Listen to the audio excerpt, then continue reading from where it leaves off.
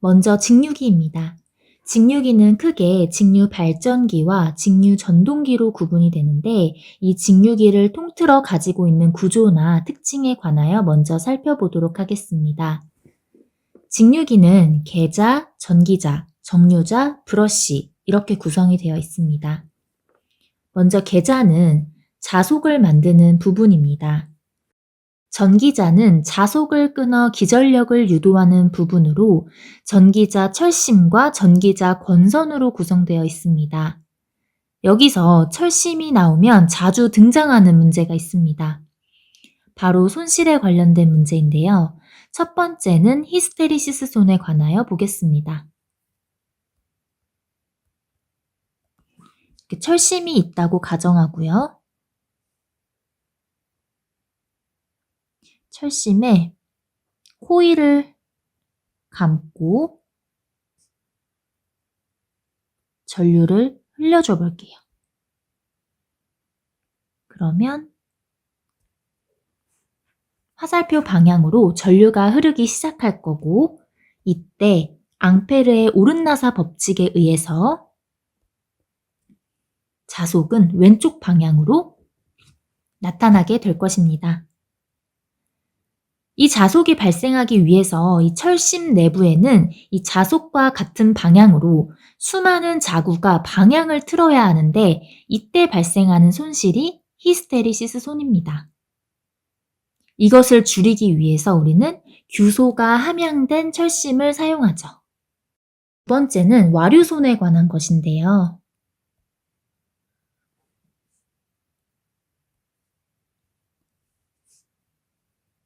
이런 철심에 제가 들어가는 전류를 흘려주었다고 가정해 볼게요. 이런 철심 자체에 전류가 흐르게 되면 앙페르의 오른나사 법칙에 의해서 이렇게 시계 방향으로 흐르는 자속이 발생하게 될 것입니다.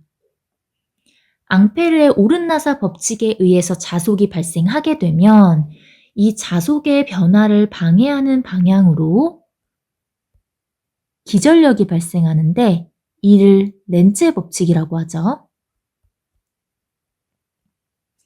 그런데 이 기전력의 방향이 제가 처음에 흘려주었던 전류의 방향과는 반대되기 때문에 결국 처음 흘려준 전류의 크기보다는 줄어들게 될 거예요.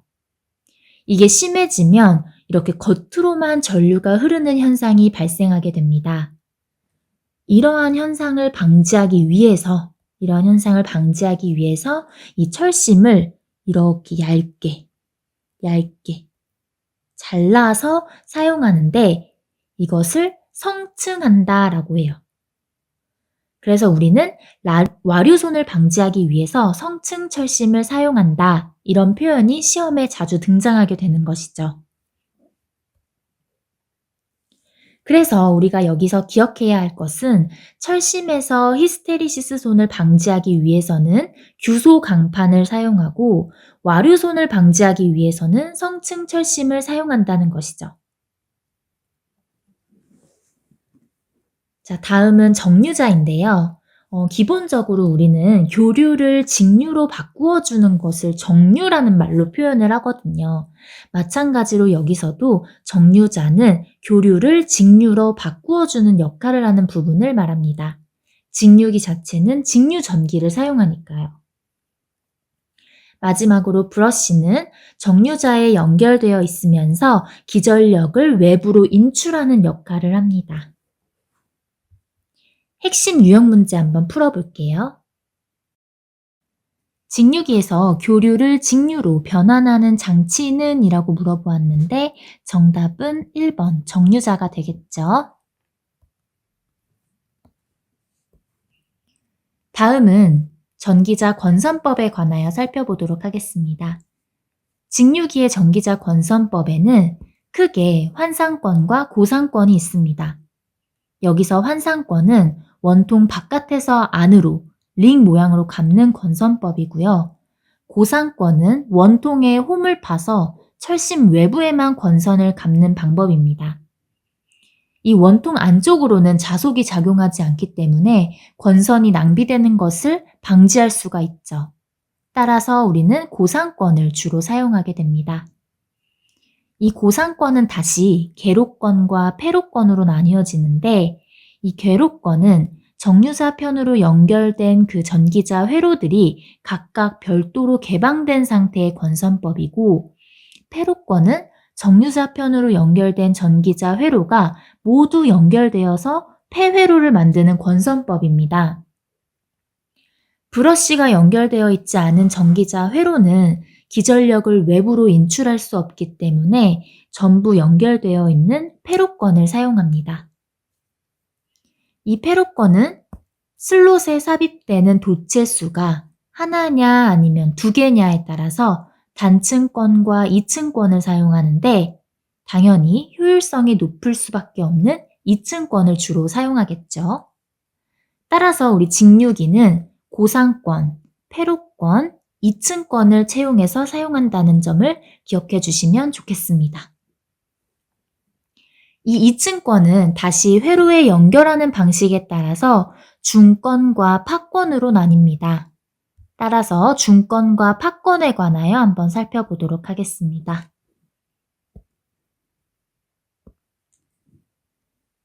그림을 보시면 중권은 회로가 중첩된 모양이죠.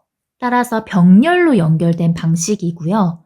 파권은 회로가 파도치는 모양으로 직렬로 연결된 방식입니다.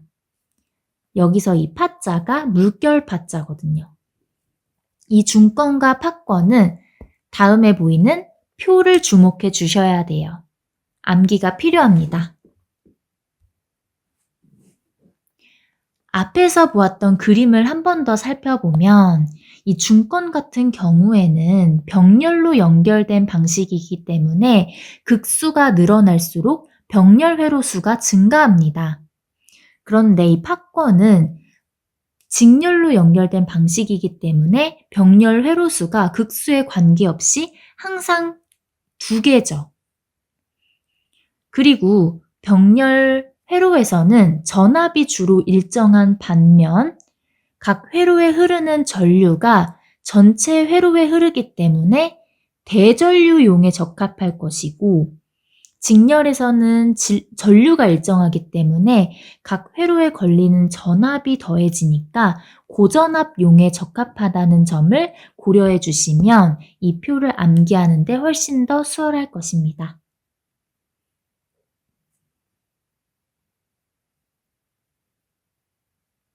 관련 문제 한번 풀어보도록 하겠습니다. 다음 중권의 극수 P인 직류기에서 전기자 병렬 회로수는 이라고 물어보았는데 중권에서는 병렬 회로수가 극수와 같다고 했으니 정답은 1번이 되겠네요. 다음은 유도 기전력과 토크에 관하여 공부해 봅시다. 이 책에는 유도 기전력을 구하는 공식이 쭉 유도되는 과정으로 표현되어 있지만 우리는 결과만 암기하면 좋을 것 같습니다. 유기 기전력 구하는 최종 공식은 60A분의 PZ 파이 N입니다. 여기서 A는 병렬 회로수, P는 극수, Z는 도체수, 파이는 자속, N은 회전수를 말합니다. 피자 한 판은 60원 이런 식으로 외우는 분들도 계신데 참고하시면 좋을 것 같고요.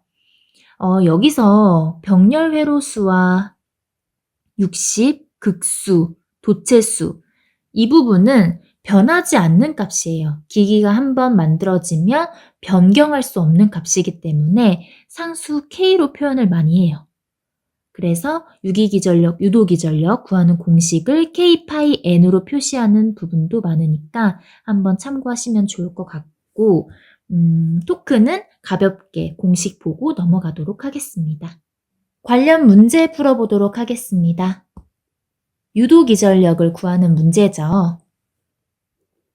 직류 분권 발전기의 전기자 총 도체수라고 했으니까 얘는 Z, 매극의 자속수는 파이죠. 극수는 P, 회전수는 N이 되겠습니다. 유도기전력 구하는 공식 우리 E는 아까 피자 한 판은 60원, 60A분의 P, Z, 파이, N이라고 했었죠. 이 공식에 숫자들을 대입해서 풀어보시면 정답은 55V가 나올 것입니다. 정답 2번이네요. 다음은 전기자 반작용에 관한 내용을 살펴보겠습니다. 전기자 반작용은 전기자 도체에 전류가 흐르면 그 전류에 의해서 생기는 자속이 주자속에 영향을 미치게 되는 현상입니다. 이는 발전기뿐만 아니라 전동기에서도 나타나는 현상인데요. 발전기를 기본으로 설명드리겠습니다. 발전기는 기본적으로 운동 에너지를 전기 에너지로 바꾸어주는 기기인데요. 이 자속이 흐르는 공간에서 시계 방향으로 발전기를 회전시켜 보겠습니다. 이때 플레밍의 오른손 법칙에 의해서 N극 앞에서는 들어가는 방향에, S극 앞에서는 나오는 방향에 기전력이 발생하게 됩니다. 그런데 이런 기전력이 발생하게 되면 앙페르의 오른나사 법칙에 의해서 자속이 발생하게 되는데요. 이 화살표 모양과 같이 이 자속은 기존에 흐르고 있던 주자속과 만나면서 왜곡을 발생시키죠. 이 왜곡이 발생하면서 중심축이 이동하게 됩니다. 이 이동하는 중심축은 기존에 설정했던 발전기의 회전 방향과 같은 방향이죠. 이 중성축이 이동하는 방향이 회전 방향인지 회전 반대 방향인지가 시험에 자주 출제되기도 합니다. 미리 말씀드리자면 전동기는 회전 반대 방향으로 중심축이 이동하게 되거든요. 전동기는 전기 에너지를 운동 에너지로 바꾸어주는 기기이죠. 따라서 그림과 같이 미리 전류를 흘려주게 되면 N극 앞에는 나오도록, S극 앞에는 들어가도록 전류를 흘려주었는데요. 이렇게 흘려주게 되면 기기는 시계 방향으로 회전하게 됩니다. 마찬가지로 전기자 전류를 이렇게 흘려주게 되면 전기자 전류에 의한 자속이 발생하게 될 거고, 이 자속은 주자속과 만나면서 왜곡을 만들어내죠. 이에 따라 중심축이 그림과 같이 이동하는데, 이때 이동하는 중심축이 회전 방향과 반대 방향이 됩니다. 이처럼 전기자 반작용에 의해서 중성축이 이동한다든지 주자속이 감소하거나 전압 불균일로 인해서 브러쉬에 불꽃이 발생하는 등 안 좋은 현상이 나타납니다. 이를 방지하기 위해서 첫째, 브러쉬를 미리 이동 방향으로 이동시키는 것. 자속의 전기자 전류와 반대되는 전류를 흘려주는 권선을 설치하는데 이를 보상 권선이라고 합니다. 보상 권선을 설치한다든지 아니면 극을 추가로 설치해서 왜곡된 자속을 눌러주어 중성축을 이동시켜주는 방법도 있습니다. 이 세 가지 방지 대책에 대해서 기억해 두시면 좋겠습니다.